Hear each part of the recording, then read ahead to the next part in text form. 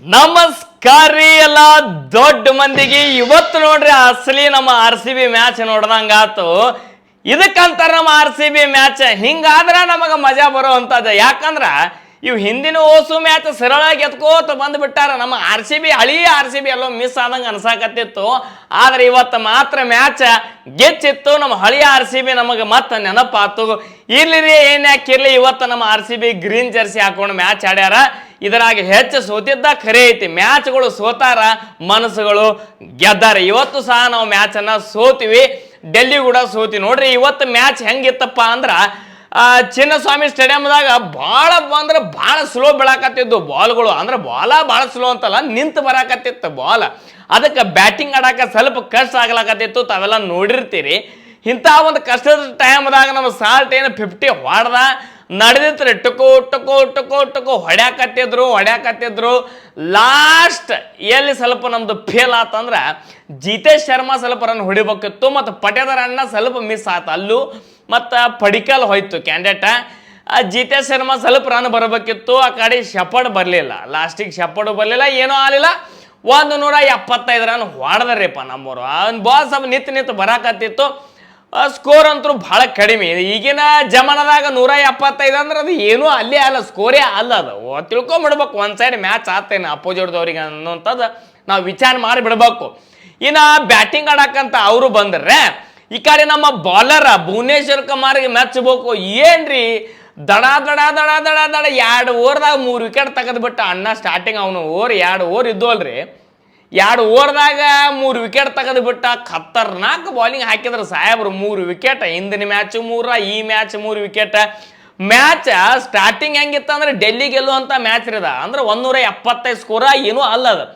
ಅವ್ರು ಆರಾಮಾಗಿ ಚೇಂಜ್ ಮಾಡುವಂತ ಸ್ಕೋರ್ ಇತ್ತು. ದಡನ್ನನೆ 3 ವಿಕೆಟ್ ಹೋಗೋಣ, ಪೂರ ಮ್ಯಾಚ್ RCB ಕಡೆ ಹೊಳ್ತ್ರಿ.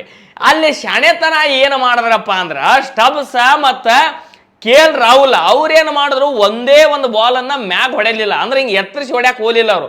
ಅಲ್ಲೇ ತೆಳಗ ಹೊಡಿಬೇಕು. 4 ಹೊಡೆದ್ರು ತೆಳಗಿಂದ ಹೋಗ್ಬೇಕು. ಸಿಂಗಲ್ ಟಿಡಿ ಒಟ್ಟು ತೆಳಗಿ ಹಿಂಗೆ ಟುಕು ಮ್ಯಾಚ್ ಗೆಲ್ಲಕ್ಕೆ ಸನಿ ಬರಾಕತ್ತಾರ್ರಿ ಅವರು. ಸನಿ ಬಂದಂಗ ಆಮೇಲೆ ಇವರು 50 ಹೊಡೆದ್ರು. KL ರಾಹುಲ್ ಸಾಹೇಬ್ರದ್ದು ಇವತ್ತೊಂದು ಬರ್ತಡೇ ಅಂತಂದ್ರೆ ಅವ್ರದ್ದು ತವ್ರ ಮನೆ ಅದು. 50 ಹೊಡ್ಯಾನ ಮತ್ತು ಖುಷಿದಾಗ ಹೊಡ್ಲಿಕ್ಕೆ ಹೋದ್ರು. ಔಟ್ ಆದ್ರಿಪ್ಪ. ಔಟ್ ಆಗೋಣ ಸ್ಟಬ್ಸ್ ನಿಂತಿದ್ದಲ್ರಿ ಅಣ್ಣ. ಅವನು ಭಾಳ ಶಾಣೆ ತಲೆ ಓಡಿಸಿದ್ದ.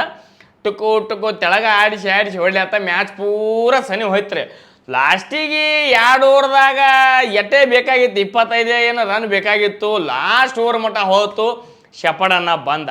1 ಓವರಿಗೆ 15-16 ಬೇಕಿತ್ತು. ಲಾಸ್ಟಿಗೆ ಫಸ್ಟಿಗೆ 2 ಬಾಲ್ ಮಾತ್ರ ಗಿಚ್ ಹಾಕಿದ್ದ ಶಪಡನ್ನ.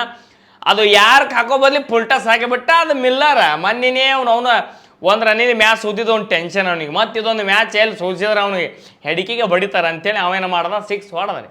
ಇನ್ನು ಅದಾದಮೇಲೆ ನೆಕ್ಸ್ಟ್ ಇನ್ನೊಂದು ಯಾರ್ಕಾರವಾಗಬೇಕು ಸ್ವಲ್ಪ ಆ ಕಡೆ ಮುಂದೆ ಬಿತ್ತು, ಅದನ್ನು 6 ಹೊಡೆದ. ಇನ್ನೇನು ಮ್ಯಾಚೇ ದಂಡಿಗೆ ಹಚ್ಚಿಬಿಟ್ರು. ಇವತ್ತು ಡೆಲ್ಲಿದವರು ಗೆದ್ದರ್ರಿ. ನೋಡ್ರಿ, ನಾವು 6 ಆಡೀವಿ, ಅದ್ರಾಗ 4 ಗೆದ್ದೀವಿ, 2 ಸೋತೀವಿ. ಇರಲಿ, ಸೋಲು ಗೆಲುವು ಇದ್ದಿದ್ದ. ಈಗಂತರೂ ನಾವೇನು ಜಗತ್ತ ಮುಳುಗೈತೆ ಅಂತ ಏನಿಲ್ಲ. ಈಗ 2 ಸೋತೀವಿ. ಇವತ್ತು ಗ್ರೀನ್ ಜರ್ಸಿ ಹಾಕೊಂಡಿದ್ದೀವಿ. ಪರಿಸರ ಒಂದು ಉಳಿವಿಗಾಗಿ ಇವತ್ತನ ಮ್ಯಾಚನ್ನು ನಾವು ಅರ್ಪಣೆ ಮಾಡೋಣ.